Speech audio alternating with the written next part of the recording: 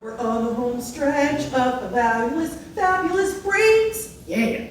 Okay, so for the next session, before I get started, I want to let you know that tickets for MIGS 2026 are on sale now. Make sure to return to Montreal November 10th and 11th. You will blink, it will be November, guaranteed. You can get your tickets and all that good stuff at the website at migs.biz, that's migs.biz to find out more. And also, once again, I want to thank Gamemode One and the Lost Pixels for sponsoring the coffee sessions. And those are like actually really cute cups. Like every industry should have those little design cups because they're super sweet. And I just think it's just a nice extra touch. Like this whole industry is about extra touch, right? Even right down to the coffee cups at a conference, we have extra touch. They're very cool. So our next speaker, Tian Figg, is the executive producer at the Minecraft division of Gamemode One. She has been working with the Minecraft space for over 10 years. Bit of a veteran, I would say at this point, maybe. Works primarily within the Minecraft's creator platform in partnership with Mojang Studios. Today, she's joining us to give us a look into Gamemode One's journey building games and license experiences using Minecraft as a platform. Please welcome Tian Figg. So excited to meet you. Hello, thank you for joining me on this beautiful day in this conference room. My name is Tian, I'm the executive producer here at Gamemode One. I'm really excited to talk to you all about Minecraft today. Currently not on the screen. Oh, okay, cool, great, thank you. Cool, so today what I want to talk about is us as Gamemode One, who we are, what we do, what Minecraft is, and how we use it as a platform to sell our games, as well as like how we operate and like the future opportunities that there may be for some of you out there. So firstly, who are Gamemode One? We are an independent game studio working here in Halifax. We have just over 20 people working on our Minecraft content, and almost 40 across our entire studio, including our indie game studio. We are an official Minecraft partner. In fact, our namesake is tribute to that fact. /Gamemode One is the command in Minecraft that enables creative mode, and for us, that's where many of us started. So what do? We build games and interactive experiences in Minecraft. Alongside our original titles, we have created many licensed experiences as well that leverage world-renowned IP into the game and have developed as the platform's most popular and engaging content. We also operate a very indie game division as well. As I'm pretty positive that most of you will know, Minecraft is the blocky game, the blocky sandbox game made by Mojang Studios, which is owned by Xbox and Microsoft in turn. It is celebrating its 17th anniversary this year, which is kind of crazy to say, as many of us would have been around when it first came out. And it's the best-selling video game in history, with over 350 million copies sold, and nearly 166 million monthly active users. It has a very varied audience across its editions. It's very much a game played globally by people of all ages. And it carries two main versions. There's the Java version, which is coded predictably in Java, and the Bedrock version, which is primarily C++ and JavaScript. And it's available on most devices. There's also a Minecraft Education Edition as well, which is an offshoot of the Bedrock engine. When you think of Minecraft, you may think of a game about planting trees, building dirt houses, and occasionally falling in lava. From the outside, user-generated content may look obvious. Building a business in someone else's platform could sound risky, but over the last 17 years, Minecraft has evolved from this small indie sandbox game to a flourishing ecosystem that supports creators, global brands, and professional studios like ours. A huge part of that evolution is that Minecraft moved into to support user-generated content. Rather than treating players purely as consumers, they've invested heavily in helping them become creators. They describe this as the creator journey. Players become creators become hobbyists, and hobbyists become professionals earning a living from their work. Today there are several ways that creators can earn money on Minecraft. On Java, this includes things like mods, multiplayer servers, and on Bedrock Edition, the biggest opportunity is the partner program and marketplace ecosystem, which is where our studio operates.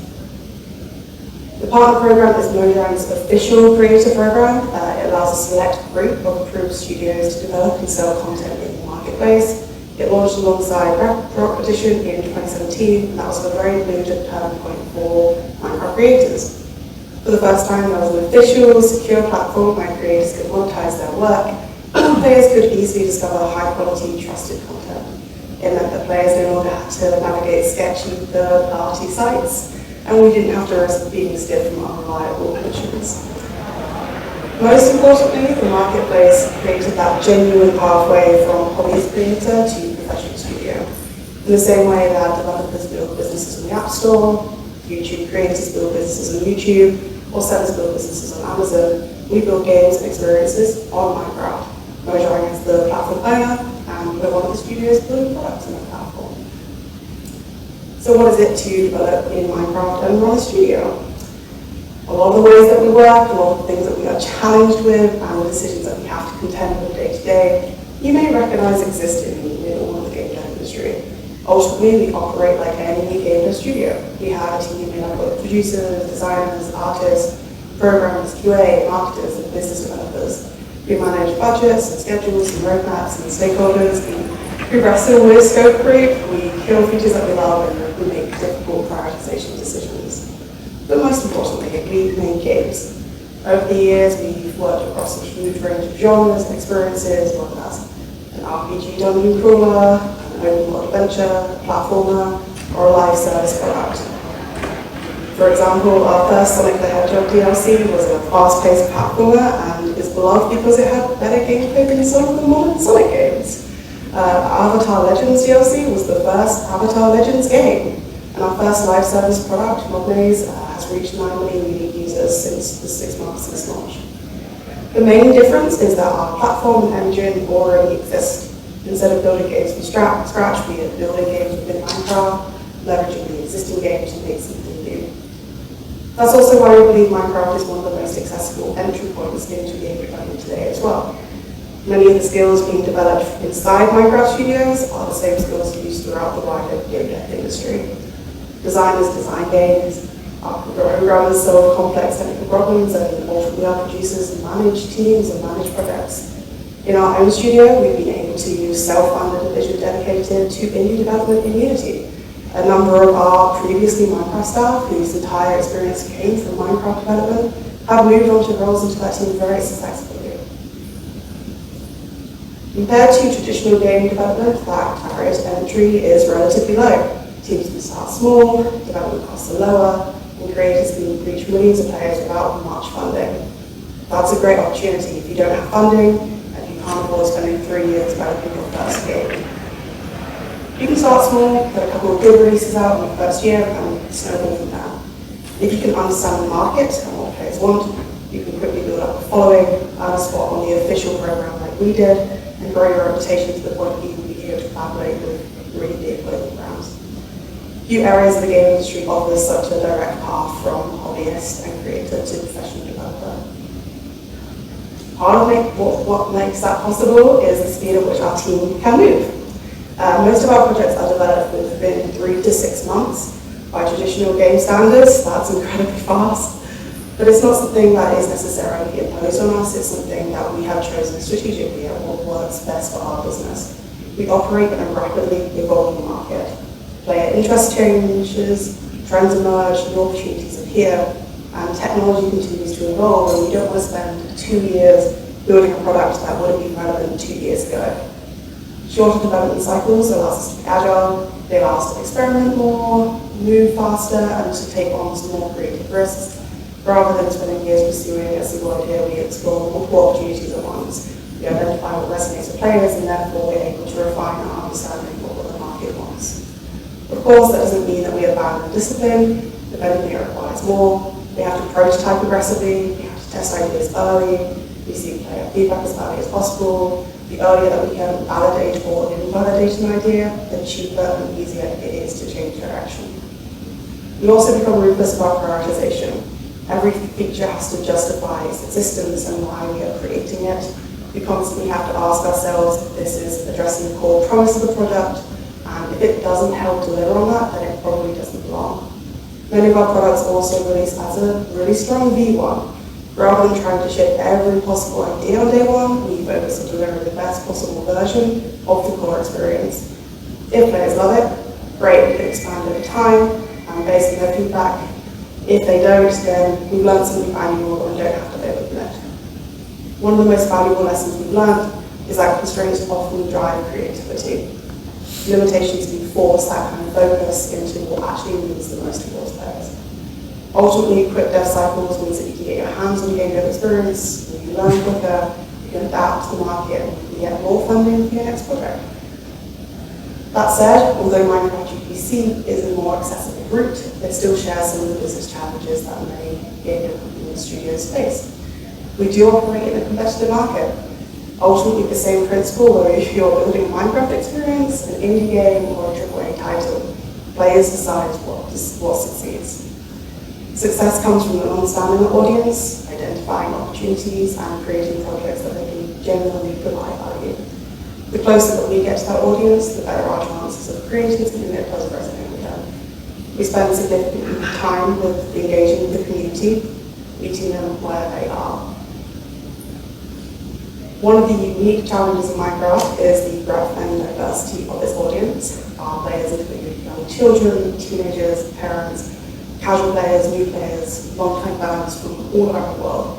Designing for our audience means creating experiences that have to be easy to understand and fun from the first few minutes, accessible and safe, and engaging for a wide range of skill sets.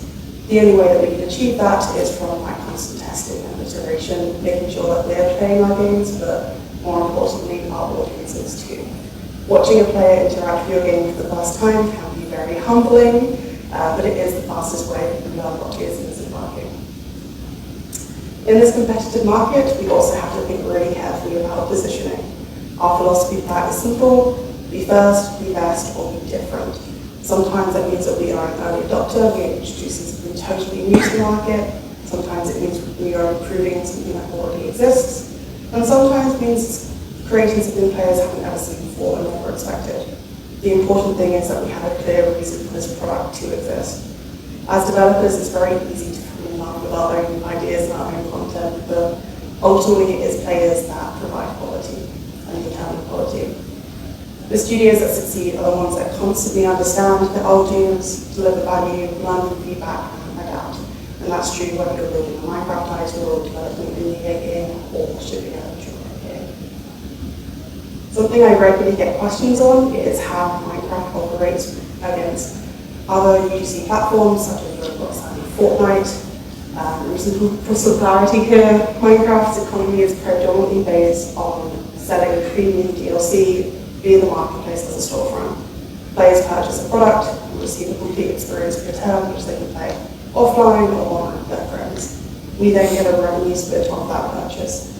For a studio like ours, that can be dressing room items, so cosmetic. It can be an add-on, which is the equivalent of mods. It can be a world, which is a fully garden experience. It can also be create online multiplayer experiences or live events. By comparison, platforms like Roblox are predominantly driven by live service experiences and in-game monetization. Success for Roblox is often tied to therefore player engagement, retaining those players, and ongoing spending within that experience. What appeals to us the most about Minecraft is that it allows us to focus on creating premium game experiences.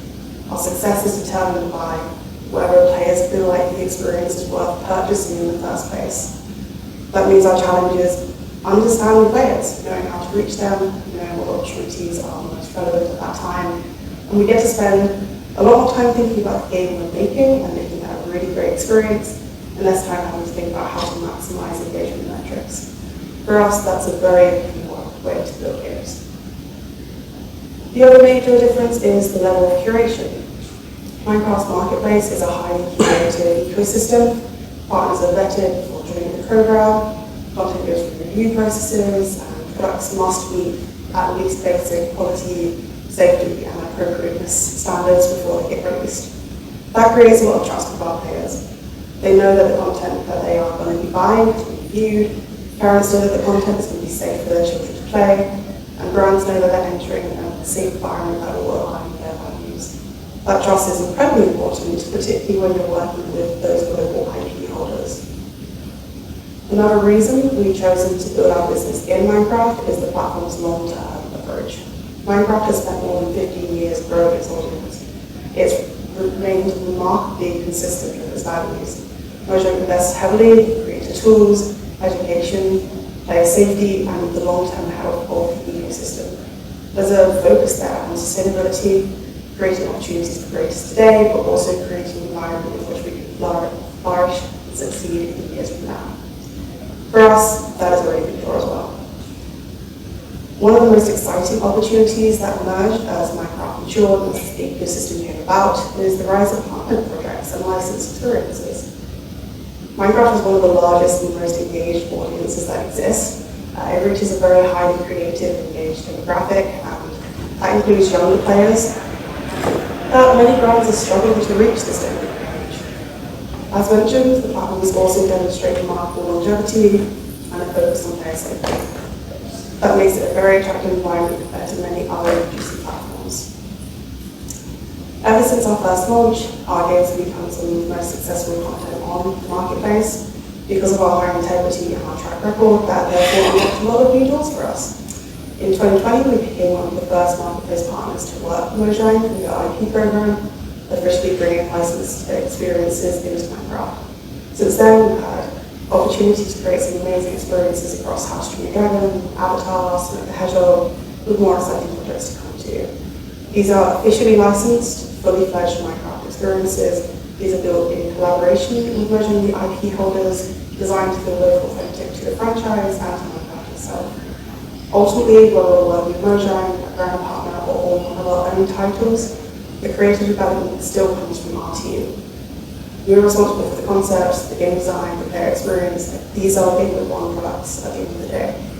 And of course, every partnership comes with goals, requirements, and feedback, and we need to make sure that we're representing the franchise accurately, understand what fans care about, and ensure that experience aligns with both the brand and Minecraft, but that's true of any creative collaboration.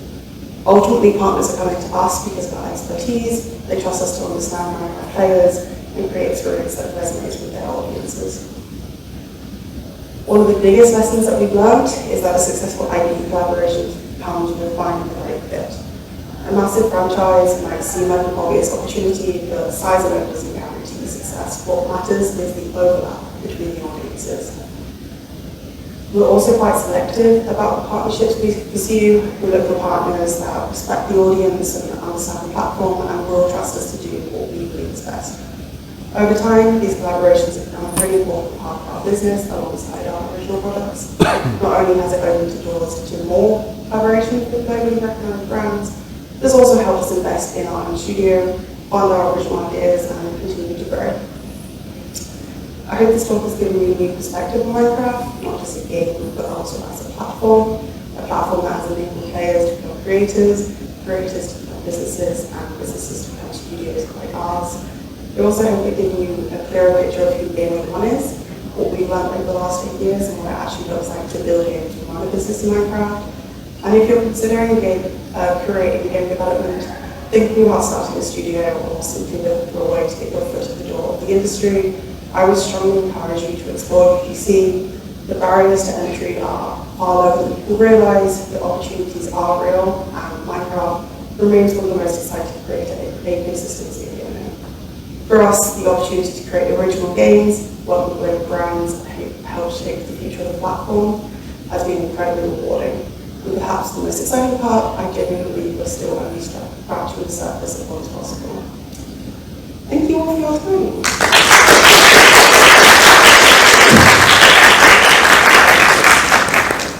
I think we have plenty of time for questions if anyone has any. You have some really cool IPs, and I'm wondering, do they tend to trickle down from the top and how to get pitched to you, or are you doing a lot of this groundwork and pitching it up? Yeah, so essentially you're asking like the process for us acquiring those IPs and what that looks like. A couple of different ways actually, especially initially when we had a reputation on the marketplace that we did, Mojang reached out to us for those opportunities. Over time we have a very trusted relationship with them, we understand brands, we understand the platform, so we are often pitching those products. In fact, most of the time we pitch those products to Mojang, or hey, we know this IP, we think it would be a very good fit for these reasons. Let's work together towards this. And separately outside of that, we'd also go to brands ourselves. So we're also bringing partners into the program. So there's a few different routes that I can take.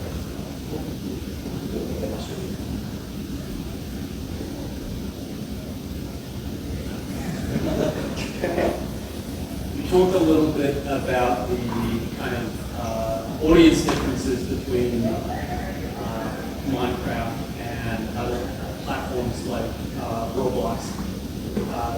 How do you feel your philosophy differs between the two as well when it comes to monetization? Yeah, so the differences between our monetization philosophy and our general design philosophy between Roblox and Minecraft. I think, just inherently in all the products that we've made being premium paid purchases, as I mentioned, we get to focus a lot more on making sure that we have a really cool marketable experience and we get to focus on really fleshing it out and making quality. We have stepped into the live event space as well. For us, what was really important is that we continue those values of Minecraft as a brand, but also for ourselves as well, making sure that we're creating systems that are fair on players and that are engaging with players, above necessarily focusing on pure engagement and purely the kind of like the KPIs that come at the end of it. We've always believed that if you create a great product and you care a lot about the players and you take care of the staff, that by doing that you're going to create the best games, which in turn is going to create the best opportunities for revenue. So you mentioned 17 years anniversary of being at Minecraft. Yeah. So what are your, I feel like I'm throwing water on the parade or something, but well, Minecraft can't last forever. Like, what are your feelings on like the long term of this sort of thing? So you're asking for longevity of Minecraft? Or just, yeah. Possibly continue lasting. Yeah, I mean, when I first started in Minecraft, over a decade ago, that was my mum's approach too. So my answer was somewhat the same back then. Minecraft has proven it is like such an essential part of the games industry. It's such an iconic game. Everyone knows what Minecraft is. They don't really need to explain what Minecraft is to someone. They know whether they watch it on YouTube, whether or not it is something they follow a streamer on Twitch, or whether or not it is a game that they engage with. I think when we compare it to things like Roblox, where there's an aging demographic there, right? They're finding that a lot of their players are aging out of Roblox, but they're not finding more younger players coming in. For Minecraft, that's not what we've seen. We've actually seen very consistently that Minecraft is growing. It is sticking around. Not only has it proved that so far, but I think they've always been very conscious. They've always said they want to be 50-year brand. That's been very important to them. That's what matters to them the most. Yeah. And I think they have proven that so far, and they continue to grow. And ultimately, I think their priorities when it comes to player safety are trying to outlast other platforms like Roblox potentially, which will have issues with that recently. Yeah. What was one of your favorite games and why that you produced your team? Why? Especially why? I love all the games we've made, obviously. I'm very fortunate that also a lot of the IP projects, for instance, that we take on, I already have an invested interest in. I would have to say Avatar Legends. Avatar Legends is the product which I came in to Gamemode One to begin with. It was kind of like that carrot on the stick. I love Legends. I have a tattoo for Avatar. It's personally like an IP that's very dear to me, so already being able to come in and create something in that space and work with the creators who are such a big part of that history, and also any of these kind of brands that we work with, but also our own products. We always care about just creating a really great player experience. And when I go out there and I watch a video of a player playing, it's just like schools of delight that are just amazing. And I think we find that for all the products that we do. We put a lot of care and attention and love into them. Do you have a specific IP or brand collaboration that you would like to do as yourself or a company? I've seen a lot of brand and IP I would love to do. I always get that question and I always hate it because I'm like, oh, how do I balance talking about, for starters, obviously, I love all the IPs we've done. But additionally, how do I give an answer that's not just, but we have plans for that in the future, Any product that, I really want to do in Minecraft, we're gonna try and acquire. So I always have to think of an answer, which is like riding that line quite well. To be honest. One answer which I give is Game of Thrones, because it's so mature and out of the realm of what's appropriate, but I think it's pretty safe. Because I just love the medieval fantasy. Very much my partner and I are really big readers, so we're currently working through that series right now as well, so it's top of mind for me. That's a good question. That was a fact. You said you have 20 people on the Minecraft side of the store. What does a game team size typically look like? Or do you run multiple teams on Minecraft, or is everybody jumping on the project for 3 months and crushing it? Right now, we've had a lot of growth in the last year or so to be able to run power projects alongside each other, so that's split into 2 teams. And the team sizes on those might not necessarily become all the time. Typically, our teams have gone up to about 10 is like the comfortable kind of out there where you can still have a lot of connections, you still know what everyone's up to. We very much like to stay on the classic indie side around that level, just because we find that's the most enjoyable way to make games together. We have had projects which are only for people, or we have projects which are far more. But I think when it comes to the rest of the industry and other studios, there are plenty of solo devs, there are plenty of devs which are only a few people, and those studios which are bigger than us as well, you can take on many more projects at once. So we found the room that works the best for us is about 20, which is within its studio right now.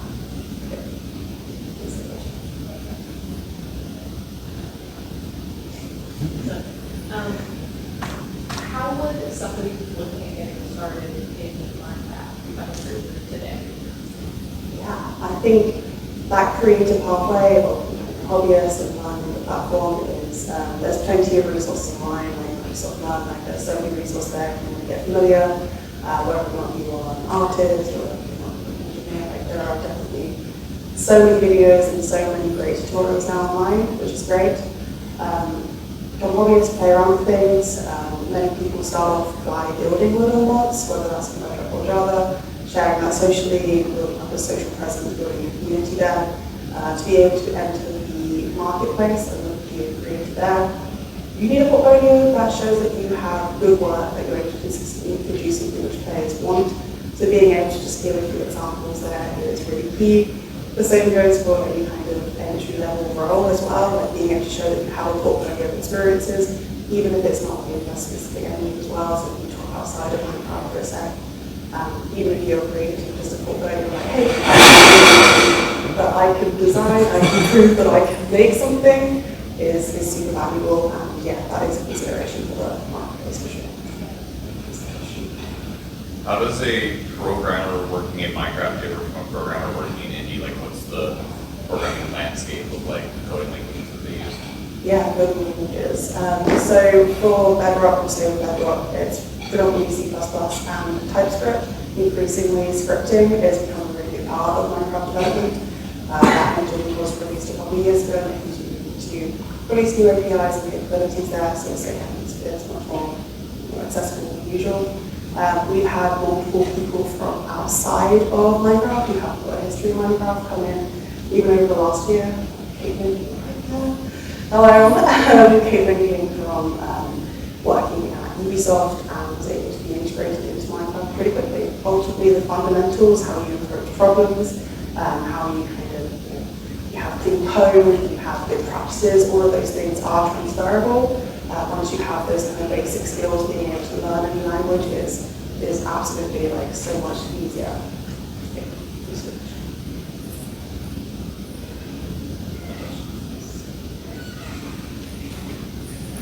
Well, that was lovely. The best part is always the questions. So Tian, thank you so much. Everybody, thank